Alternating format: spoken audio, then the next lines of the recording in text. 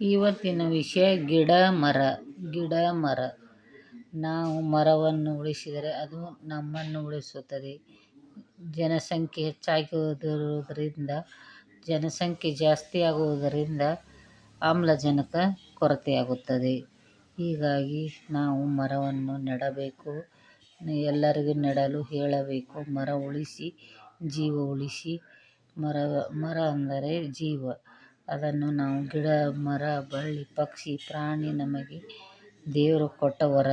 ಹೀಗಾಗಿ ನಾವು ದೇವರು ಕೊಟ್ಟ ವರವನ್ನು ಉಪಯೋಗಿಸಬೇಕು.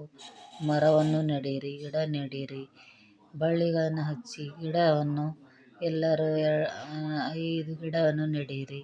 ಹೀಗಾಗಿ ಎಲ್ಲರಿಗೂ ಆಮ್ಲಜನಕ ಕೊರತೆ ಆಗುವುದಿಲ್ಲ. ಬಿಸಿಲಲ್ಲಿ ತುಂಬ ಆಮ್ಲಜನಕ ಕೊರತೆಯಾಗುತ್ತದೆ. ಹೀಗಾಗಿ ಎಷ್ಟೋ ಪ್ರಾಣಿ, ಪಕ್ಷಿ, ವಯಸ್ಸಾದ ಜನರು ತೀರಿಕೊಳ್ಳುತ್ತಾರೆ. ಹೀಗಾಗಿ ಗಿಡಗಳನ್ನು ನೆಡಬೇಕು. ಗಿಡ ನೆಡಿಸಿ ಮಕ್ಕಳಿಗೆ ಗಿಡ ನೆಟ್ಟರೆ ಎಲ್ಲರ ಕಡೆ ಆಮ್ಲಜನಕ ಕೊರತೆಯಾಗುವುದಿಲ್ಲ.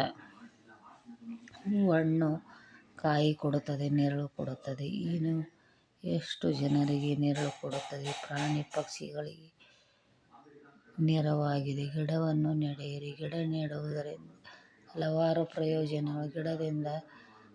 ಗಿಡದ ಮರದಿಂದ ಕಟ್ಟಿಗೆಗಳನ್ನು ಮಾಡುತ್ತಾರೆ, ಪಳಿಗಳನ್ನು ಮಾಡುತ್ತಾರೆ, ಮನೆ ಕಟ್ಟುತ್ತಾರೆ ಗಿಡಗಳಿಂದ.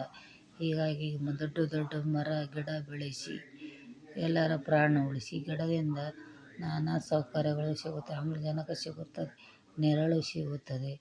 ಎಲ್ಲವೂ ನಮಗೆ ಉಪಯೋಗಕಾರಿಯೇ. ಎಲೆ, ಕಾಯಿ, ಕೊಂಬೆ, ರೆಂಬೆ ಎಲ್ಲವೂ ಉಪಯೋಗ ಮಾಡಿಕೊಳ್ಳುತ್ತೇವೆ. ಹೀಗಾಗಿ ಗಿಡವನ್ನು ನೆಡಿರಿ. ಗಿಡ ನೆಡುವುದರಿಂದ ತುಂಬ ಉಪಯೋಗಕಾರಿ. ಎಲ್ಲರೂ ತಪ್ಪದೆ ಗಿಡ ನೆಡಿರಿ. ಗಿಡಕ್ಕೆ ನೀರು ಹಾಕಿ. ದಿನಾಲು 1 ತಾಸು ಗಿಡಗಳಿಗೆ ನೀರು ಹಾಕಿದರೆ ಅದರ ಪ್ರಾಣ ರಕ್ಷಣೆ ಮಾಡಿದಾಗ ಹಾಗಾಗಿ ದೈವ ರಕ್ಷೆ ನಮಗಾಗುತ್ತದೆ. ಹೀಗಾಗಿ ಗಿಡ ನೆಡಿರಿ. ಪ್ರಾಣಿ ಪಕ್ಷಿಗಳನ್ನು ಅವು ನಮ್ಮಂತೆ ಅಂತ ತಿಳಿದುಕೊಳ್ಳಿ. ಪ್ರಾಣಿ ಪಕ್ಷಿಗಳನ್ನು ಹಿಂಸೆ ಮಾಡಬೇಡಿ. ಅದು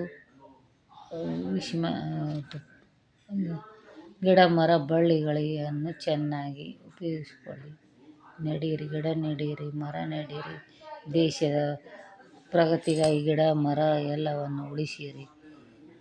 ಇವತ್ತಿನ ವಿಷಯ ಇಷ್ಟು.